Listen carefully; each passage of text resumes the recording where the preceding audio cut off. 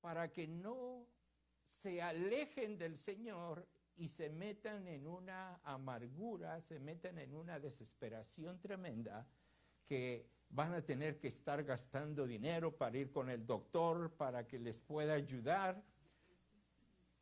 Pedro les está escribiendo para que no pongan esto y no se pongan a ellos, a ellos mismos. ¿Han mirado ustedes la película de, ya hasta se me olvidó, del osito amarillo, Winnie the Pooh? Sale un personaje, un burrito, con su nube que siempre le está lloviendo, toda de malas. Y hay muchos que en medio de los problemas están así: pobrecito de mí, me pasa esto, me pasa lo otro. Hay una esperanza.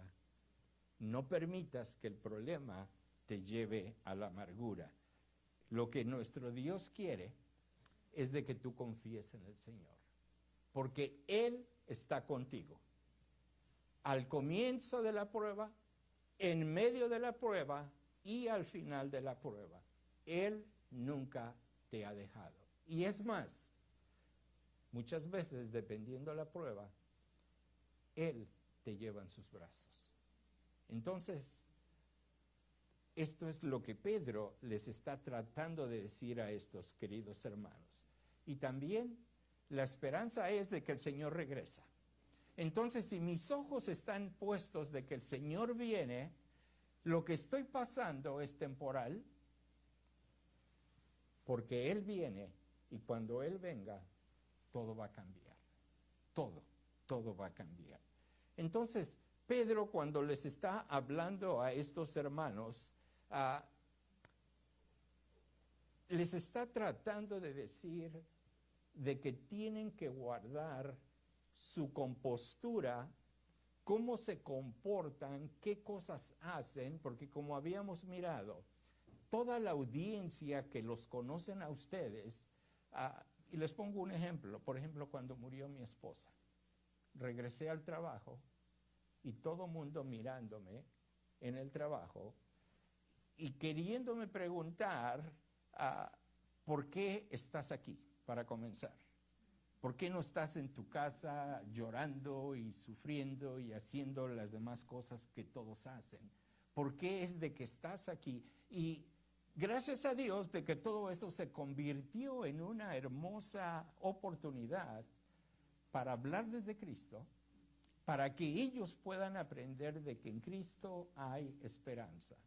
El sufrimiento es temporal, porque el Señor lo permite, y ahorita lo vamos a ver, con un propósito. Pero sí tenemos que cuidarnos, porque Satanás, el enemigo, va a utilizar tu problema para destruirte y para que el nombre de Cristo quede en una mala posición. Porque, ¿qué es lo que pasa? Si tienes un problema, cualquier tipo de problema, llegas al trabajo y estás de malas y estás aventando cosas, todo el mundo te está mirando. Entonces, como cristianos, cuando estemos padeciendo, tenemos que estar confiados en el Señor para que su nombre sea glorificado. Pablo, vamos a hablar un poquito de él. Si tú crees que tienes problemas, fíjense lo que pasó Pablo. Estuvo, segunda de Corintios 11 nos habla en azotes sin número, azotado, en cárceles, en peligros de muerte muchas veces. De los judíos, 5 veces he recibido 40 azotes menos 1. 3 veces he sido azotado con varas, 1 vez apedreado. 3 veces he padecido naufragio. 1 noche y 1 día he estado como náufrago en alta mar. En caminos, muchas veces, en peligros de ríos, peligros de ladrones, peligros de los de mi nación, peligros de los gentiles, peligros en la ciudad, peligros en el desierto, peligros en el mar, y la lista no termina todavía. Peligros entre falsos hermanos, en trabajo y fatiga, en muchos desvelos, en hambre y sed, en muchos ayunos, en frío y en desnudez, y además de otras cosas, lo que sobre mí se agolpa cada día, la preocupación por todas las iglesias. ¿Quién enferma y yo no enfermo? ¿A quién se le hace tropezar y yo no me indigno? Si es necesario gloriarse, me gloriaré en lo que es de mi debilidad. ¿Tú tienes problemas? ¿Cómo se comparan con los de Pablo? Decíamos, bueno, no, los míos no son tan fuertes, o no he pasado por tantas cosas como él. Y fíjense lo que él dijo en Filipenses 2:17. Me gozo y regocijo con todos vosotros. Y uno pudiera decir, pero ¿cómo te puedes gozar en medio de los problemas? Bueno, porque su ejemplo lo tuvo del Señor Jesús, de que Él en medio de todo no abrió su boca, tenía un objetivo y Él lo cumplió: redimirnos de nuestros pecados. Y es algo hermoso lo que nuestro Señor Jesús hace.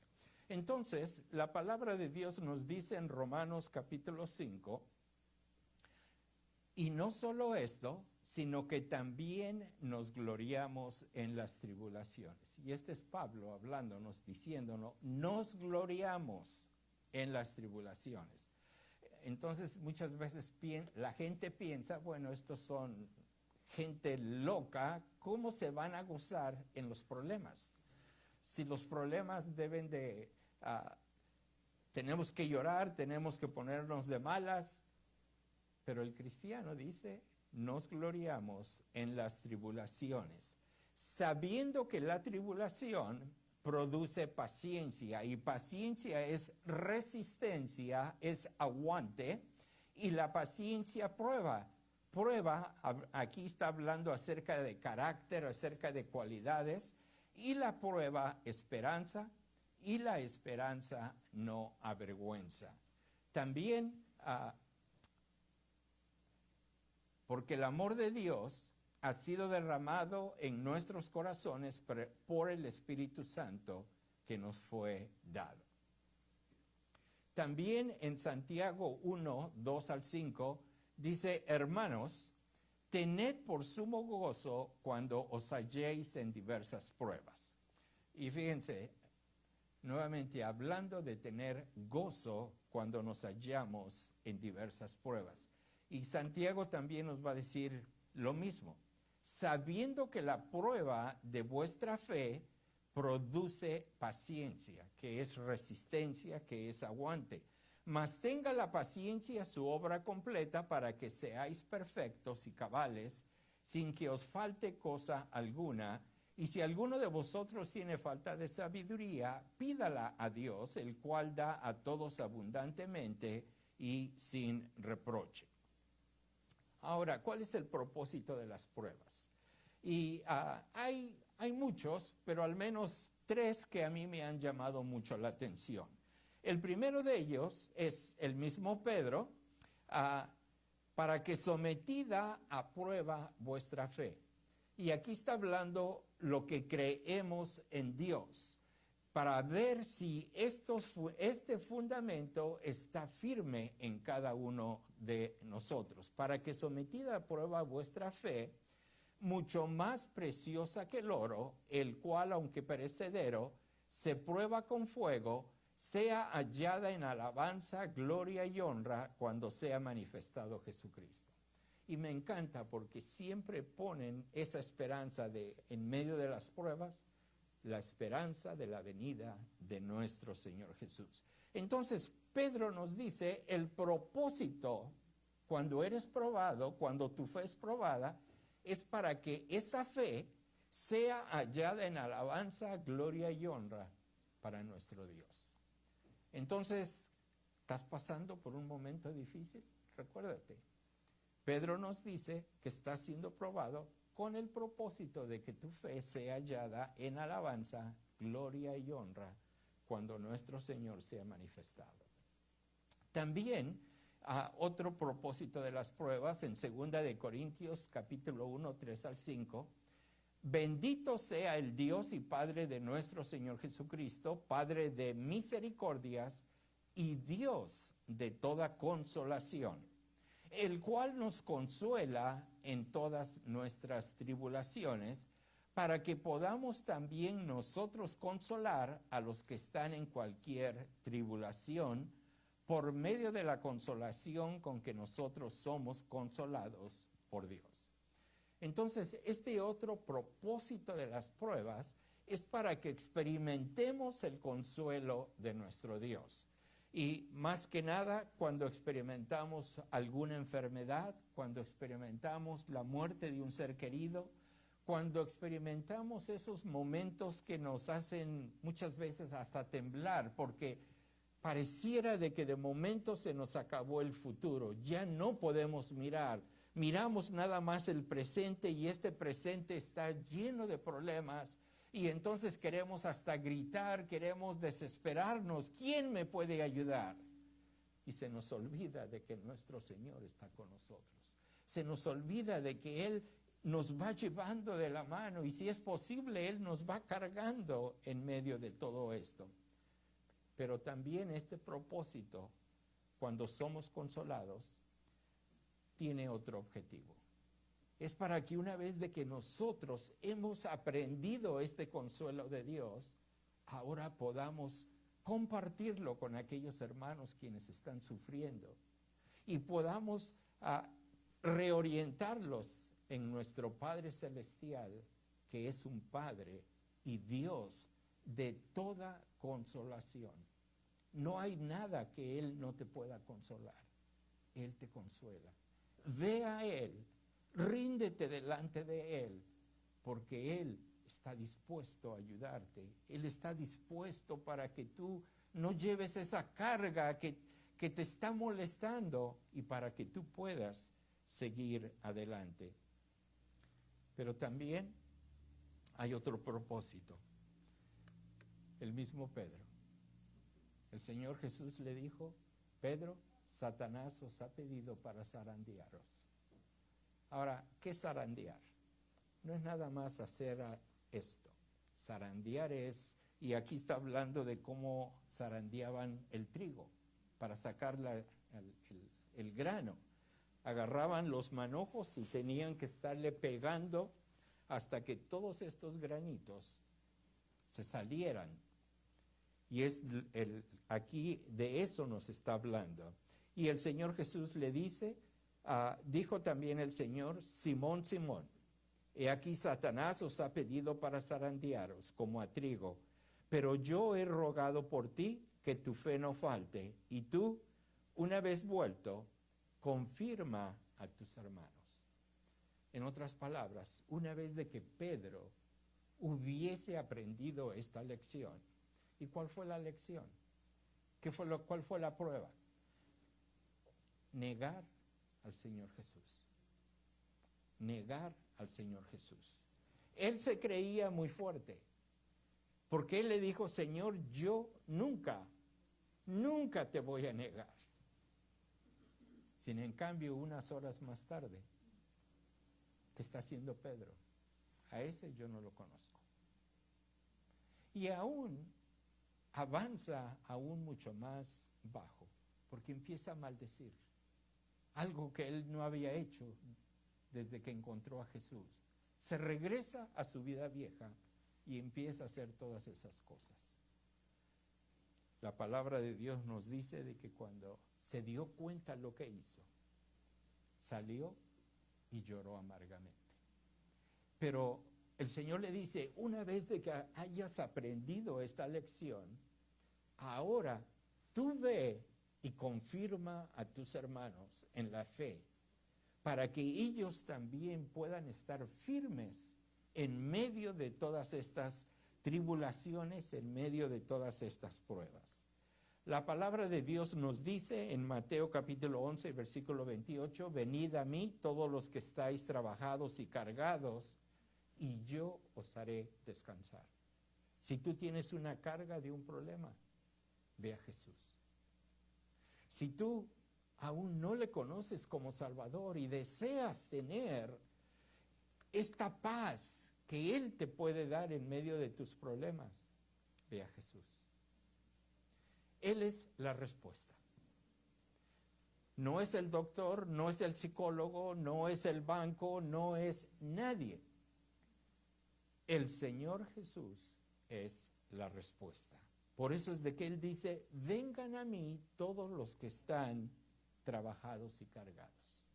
Vengan, vengan a mí. Porque Él tiene el poder para hacerte descansar. También Él ha dicho de que nunca nos va a dejar, ni nunca nos va a desamparar. ¿Te ha dejado? ¿Te ha dejado el Señor? No. Pareciera de que cuando estamos en lo más difícil de la tribulación, del problema, pareciera de que estamos solos, de que todos nos han abandonado. Pero no nos damos cuenta de que nuestro Señor está ahí con nosotros. Nunca te desampararé, ni te dejaré. Ahora, hay dos diferentes propósitos cuando somos probados. El de Satanás, que se quiere aprovechar de tu situación, y está el propósito que el Señor quiere lograr en tu vida. El propósito entonces de Satanás, de acuerdo a lo que nos dice su palabra, la palabra de Dios, es la de hurtar, matar y destruir. Ya que te mira que estás débil, te mira de que estás pasando por esta prueba y estás desorientado, Él quiere hurtar ese gozo, quiere hurtar todo lo que el Señor te ha dado, te quiere matar y aún te quiere destruir totalmente, porque tú eres un peligro para Él. Pero ¿cuál es el propósito de nuestro Señor? Él dice, yo soy la puerta. El que por mí entrare, será salvo, y entrará, y saldrá, y hallará pastos. Y aquí está el propósito. Yo he venido para que tengan vida y para que la tengan en abundancia. Satanás quiere destruirte. No quiere que recibas a Cristo. El Señor Jesús te ofrece todo. Te ofrece todo. Entonces, tenemos estos dos propósitos que cuando estamos pasando por la prueba, tenemos que estar alertas para no dejarnos engañar por el enemigo. ¿Te recuerdas lo que le dijo a Eva, no? Con que Dios te ha dicho, y empieza a aumentarle a lo que la palabra de Dios dice, porque sabe de que estás débil en esos momentos y sabe de... Fíjense lo que ¿cuándo tentó Satanás al Señor Jesús cuando estaba en el desierto? Al principio no, porque el Señor había comido y estaba bien. Al final de la tentación es cuando Satanás se presenta, cuando está más débil físicamente, cuando desea más su cuerpo ese alimento, es cuando Él se presenta. Pero ¿qué le dice el Señor? 3 veces le dice, escrito está. Entonces tenemos que conocer la Biblia para estar seguros, para que cuando estamos en medio de estas pruebas podamos actuar en la forma correcta, dándole la honra y la gloria a nuestro Dios. También Romanos 14:23 nos dice, todo lo que no proviene de fe es pecado. Todo lo que no proviene de fe es pecado. Creo que no necesita explicación, lo entendemos. La ansiedad es un problema en todo el mundo tremendo. ¿Ansiedad por qué? De no tener el control de las cosas que nos están sucediendo y de saber de que posiblemente el resultado no sea el resultado que yo quiero. Y esto provoca esta ansiedad en mi vida. Y vamos a ver, entonces, las pruebas y las tribulaciones, lo que producen cuando se toman una de parte de como Dios nos la pone y el otro de cuando en la carne nosotros queremos reaccionar.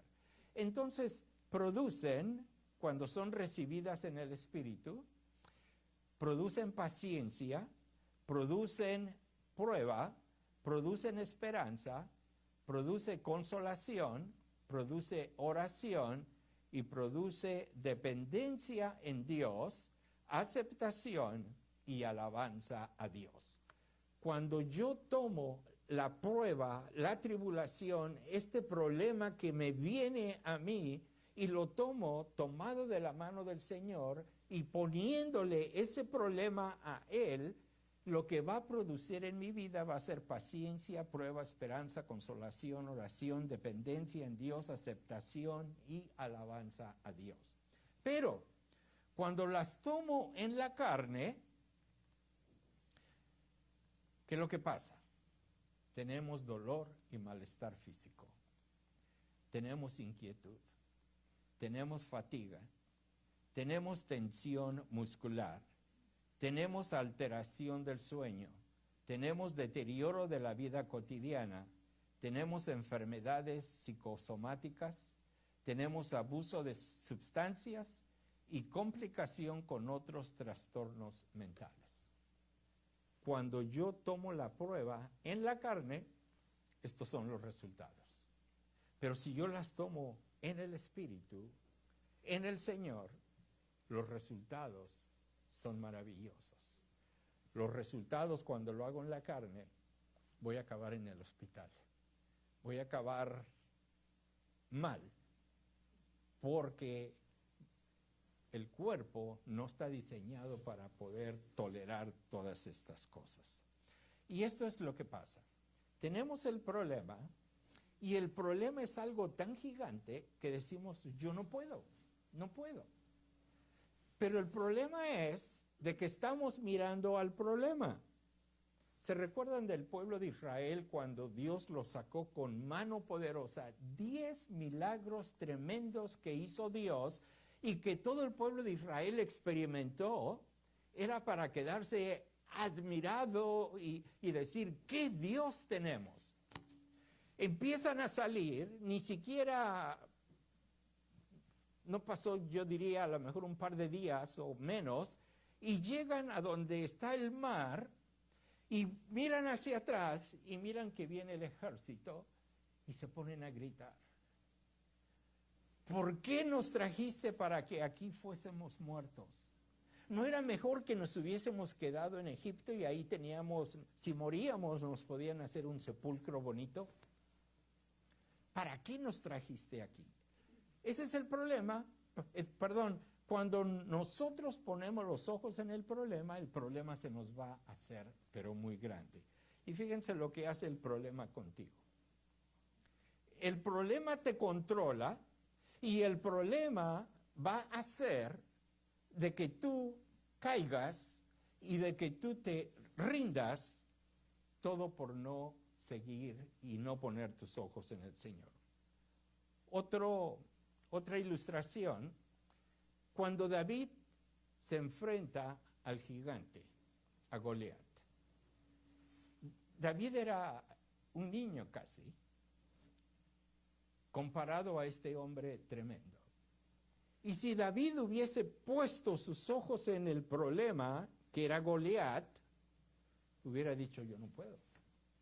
Él viene con todo el armamento y yo vengo sin nada, nomás con mi honda, mis piedritas y mi vara. Es todo lo que tengo. Es imposible, yo no voy a poder destruir a Goliat. Y esta es la ilustración cuando nosotros ponemos los ojos en el problema, se va a hacer tan grande que nunca lo vamos a poder quitar. Pero si mis ojos están puestos en Dios, quien es todopoderoso, quien es un Dios soberano, quien es un Dios misericordioso, amoroso, voy a tener la victoria con Él. Y entonces surge la pregunta, ¿habrá algo que Dios no pueda resolver? ¿Ustedes creen que hay un problema que Dios no pueda resolver? Ahora, déjenme hacer una aclaración. Cuando nosotros nos ponemos en el Señor y estamos pasando por esa tribulación, recuérdense, el resultado final no es lo que yo quiero. Porque, por ejemplo, mi oración es, Señor, ayúdame ahorita que estoy pasando por esta enfermedad. Y tenemos que pedir que su voluntad sea hecha. No tenemos que pedir, Señor, quítame esta enfermedad, porque posiblemente posiblemente su objetivo de Dios es de que tú permanezcas con esa enfermedad hasta que Él te llame a su presencia. Y si tú estás pidiendo, quítamelo, quítamelo, y no miras ese resultado, te vas a amargar, te vas a enojar en contra de Dios, porque tú quisiste controlar a Dios, quisiste manipularlo para que Él hiciera lo que tú quieres. Entonces tenemos que tener mucho cuidado, queridos hermanos, de no exigirle a Dios, quítame esto. Y perdonen, pero pongo mi ejemplo. Cuando me dio el cáncer, muchos hermanos me dijeron, estamos orando para que el Señor te quite ese cáncer. Yo les dije, no. Por favor, no oren así. Por favor, oren que la voluntad de Dios sea hecha.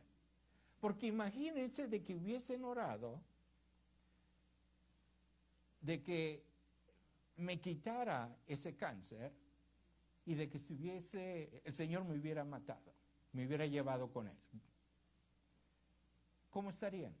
No, pues Dios no nos contestó como queríamos, porque oramos equivocadamente. Tenemos que orar que su voluntad sea hecha, no mi voluntad. Por supuesto le podemos decir, Señor, a mí me gustaría esto, pero es lo que tú digas. Y entonces, cualquier cosa que suceda, vamos a estar contentos, va a haber gozo en nosotros, porque la voluntad de Dios ha sido hecha y porque su nombre está siendo glorificado. Entonces, cuando mis ojos están puestos en el Señor, esto es lo que pasa. A los gigantes los podemos destruir. La palabra de Dios dice, no con ejército ni con fuerza, sino con mi espíritu, ha dicho Jehová de los ejércitos. ¿Se recuerdan a David con este gigante? El ejército de los judíos le tenían miedo. Pero David dijo, yo voy, no en mis fuerzas. Yo vengo a ti en el nombre de Jehová de los ejércitos, el Dios de los escuadrones de Israel, a quien tú has provocado. ¿Te das cuenta? Cuando nuestros ojos están en el Señor, qué resultado tan más maravilloso es lo que Él hace. Porque su nombre es glorificado. Yo he sido cimentado, mi fe aún se ha agrandado mucho más al mirar la forma maravillosa de cómo actúa nuestro Señor. Por eso Pedro dice, humillaos. Él tuvo que aprender esa lección. Él era muy orgulloso. Yo puedo, yo estoy fuerte, no importa qué me viene, yo puedo hacerlo. Soy muy inteligente, he adquirido mucha experiencia en muchas cosas, así es de que cualquier cosa que me venga, no hay problema. Cuidado. Porque Pedro era uno de esos. Y tuvo que aprender esa lección. Y ahora él nos anima. Después de que, recuérdense lo que el Señor le dijo, confirma a tus hermanos. Y ahora Pedro nos dice, humíllense. Humíllense delante del Señor. En otras palabras, que Él sea lo más importante, la prioridad número uno, y que Él sea el que controle tu vida. Por eso dice, humillaos bajo la poderosa mano de Dios, para que Él os exalte cuando fuere tiempo. Para que Él os exalte cuando fuere tiempo. Porque Él tuvo que aprender esta lección. El Señor le había dicho, Satanás os ha pedido para zarandearos y tú me vas a negar. Él en la carne dice, no, yo nunca lo voy a hacer. Y entonces se encuentra en este patio, humillaos, aprendiendo esta lección. Pedro le dijo, aunque todos se escandalicen, yo no. Y le dijo Jesús, de cierto te digo que tú hoy en esta noche, antes que el gallo haya cantado 2 veces, me negarás 3 veces. Mas él con mayor insistencia, fíjense lo que hace la carne, con mayor insistencia decía, si me fuere necesario morir contigo, no te negaré. También todos decían lo mismo. Viene la primera vez que le preguntan, ¿tú eres uno de ellos? Él contesta, mujer, no lo conozco. Hombre, no lo soy. Hombre, no sé lo que dices. Y enseguida, mientras él todavía hablaba, el gallo cantó. También, entonces vuelto el Señor, miró a Pedro, y Pedro se acordó de la palabra del Señor que le había dicho, antes que el gallo cante me negarás 3 veces. Y Pedro saliendo fuera lloró amargamente. Ahora que él ha aprendido esta lección y siguiendo lo que el Señor le ha dicho de confirmar a los hermanos, él ahora nos dice de que nos humillemos bajo la poderosa mano de Dios. Y quise usar esta fotografía porque es algo que Dios ha creado. Entonces, cuando, imagínense, viajamos, estamos como las películas estas del espacio y llegamos aquí a la Tierra, después de haber admirado todo el espacio tan hermoso y tan grande y tan magnificente, que se requirió un poder grandísimo y extraordinario, que es el de nuestro Dios, para hacer todas estas cosas, y bajar a nuestra tierra y mirar mi problema comparado a todo el poder de Dios, mi problema viene a ser algo insignificante. Saben que hace tiempo una de las cosas que hacía, me imaginaba que volaba y estaba en la atmósfera y cuando iba subiendo miraba mi casa, después miré todo el barrio, después miré toda la ciudad y me quedaba hasta allá arriba y digo, ¿y mi problema dónde está? Ni siquiera lo puedo ver. Entonces, ¿por qué cuando yo estoy aquí parado, siento que mi problema es algo tremendo? ¿Se dan cuenta? Es la forma en cómo contemplamos y la forma en cómo miramos las cosas. Dios está en control y Dios tiene este poder maravilloso para ayudarnos. Y después Él nos anima y nos exhorta en Filipenses 4:6, por nada estéis afanosos. Sí, pero me falta dinero. Sí, pero es que no tengo esto. Sí, pero es que estoy enfermo. Sí, pero es que mi hija. Sí, pero por nada estéis afanosos. Pero es que se me descompuso la lavadora. O por nada estéis afanosos. Sino sean conocidas vuestras peticiones delante de Dios en toda oración y ruego con acción de gracias. Y fíjense, y la paz de Dios, que sobrepasa todo entendimiento, guardará vuestros corazones y vuestros pensamientos en Cristo Jesús. Pedro continúa hablándonos, echando toda vuestra ansiedad sobre Él, porque Él tiene cuidado de vosotros. Él lo aprendió. Cuando estaba en esos momentos más difíciles, tuvo que decirle al Señor, Señor, mira, aquí está mi problema, tú tómalo. Ahora, muchas veces vamos delante del Señor y decimos, aquí está mi problema. Y el Señor lo quiere tomar, pero yo no lo suelto. Porque tengo dudas. A lo mejor Él no va a poder ayudarme en esto. A lo mejor, entonces, suéltalo, dáselo al Señor, porque Él tiene ese control. Isaías nos va a decir también, Josué, nos va a decir cuando Dios le habla a él, le dice, no te dejaré ni te desampararé. Dios nos cuida, queridos hermanos. Dios está en control de todas las cosas. También Pedro nos vuelve a decir, echando toda vuestra ansiedad sobre él. Y me encantó esta fotografía, porque este cachorrito está preocupado de algo. Está preocupado de qué va a comer, de qué va a hacer en 5 años, qué le va a pasar. No, está relajado porque sabe de que la mamá lo va a cuidar. En nuestro caso tenemos a nuestro Dios. Por eso Pedro nos dice, echa toda tu ansiedad sobre el Señor. Ahora sí, Isaías nos va también a dar 3 ejemplos muy hermosos. Confiando en Dios, podemos pasar las aguas profundas de la vida. Y ahí Isaías está diciendo de que cuando pasemos por las aguas, y yo trato de imaginarme cuando el agua ya me está llegando acá. Porque si el agua me está dando aquí a la mitad, yo no me preocupo, porque yo digo, simplemente me agarro fuerte y puedo ir caminando.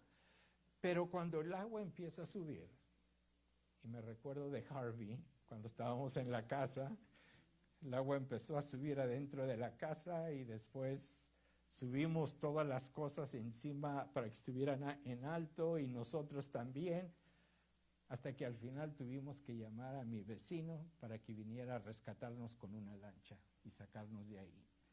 Pero es lo que está hablando, cuando el agua te esté llegando casi a la boca y ahora sí te preocupas, ahora sí, ayúdenme, sáquenme de aquí. Y si por los ríos no te anegarán. Este niñito gozando, pasando por el río. Y también el Señor nos dice ahí en Isaías, cuando pases por el fuego, no te quemarás, ni la llama arderá en ti, porque yo, Jehová, Dios tuyo, soy tu Salvador. Lo que produce cuando yo no le creo a Dios, como los discípulos que no creían que el Señor había resucitado, nos dice Marcos que había incredulidad, había tristeza y había lloro. Y además Tomás al final dijo, bueno, yo no voy a creer hasta que no meta mi dedo en esas heridas, porque entonces voy a saber de que realmente Él resucitó. Y estos son los problemas que trae cuando yo no le creo a Dios. Incredulidad, tristeza y lloro. También te va a traer depresión. Y depresión es exceso del pasado. Tu vida está viviendo en el pasado. Sí, pero es que si estuviera fulano de tal, o si mi vida sería diferente. Depresión es exceso del pasado. Estrés es exceso del presente, de que te entra la ansiedad de querer componer las cosas, exceso del presente, y ansiedad es exceso del futuro. Pero Pedro nos dice, echando toda vuestra ansiedad sobre Él, porque Él tiene cuidado de vosotros.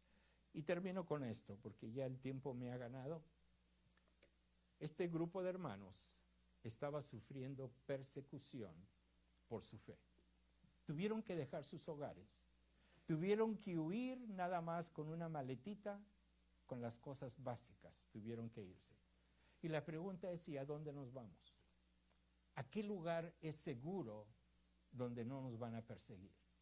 Entonces ellos estaban de lugar en lugar yendo para que no sufrieran la muerte o el encarcelamiento o aún el ser quemados, porque era lo que estaba haciendo Nerón. Pero por el otro lado está la tentación para detenerte y para que tú no sigas adelante. Y esto es lo que nos dice la palabra de Dios en 1 de Pedro capítulo 1. Puesto que Cristo ha padecido por nosotros en la carne, vosotros también armaos del mismo pensamiento, pues quien ha padecido en la carne terminó con el pecado, para no vivir el tiempo que resta en la carne, conforme a las concupiscencias de los hombres, sino conforme a la voluntad de Dios. Hermanos, todos vamos a pasar por pruebas. ¿Estamos saliendo de una o estamos entrando en una nueva? Y las pruebas, como en la escuela, van a ir subiendo. No los quiero espantar, ¿eh? Pero, por ejemplo, la prueba de primer grado de primaria. Ese examen que te ponen, bueno, es sencillito. Después, cuando estás en quinto grado, ya cambia la cosa, es un poquito más difícil. Después, cuando estás en la secundaria, o no sé cómo le llamen, bachillerato. Pero cuando estás en la universidad, el examen, ahora sí, ¿no? Es demasiado difícil, pero no imposible. Así es en la vida cristiana. Va subiendo porque tu fe va agrandándose cada vez. No pongamos nuestra mirada únicamente en el problema, sino miremos lo que Dios está haciendo en mi vida. Porque ahora viene un problema de quinto grado y lo paso sin ningún problema. ¿Por qué? Porque aprendí a confiar en Dios y porque Él está en control de mi vida. El de universidad, que es más alto, el de un doctorado, que es aún mucho más, podemos pasarlos, queridos hermanos, porque nuestro Dios está con nosotros. Él ha prometido nunca dejarnos ni nunca abandonarnos. A pesar de que el futuro se mire oscuro y no sabes qué va a pasar, recuerda, Dios está en control. Vayamos a Él, pongamos nuestra vida en Él, porque Él tiene cuidado de nosotros. Dios nuestro, gracias te damos porque tú eres un Dios amoroso, eres un Dios paciente, eres un Dios misericordioso. Y gracias por estar con cada uno de nosotros. Y simplemente te alabamos y glorificamos tu santo nombre, porque no hay nadie como tú.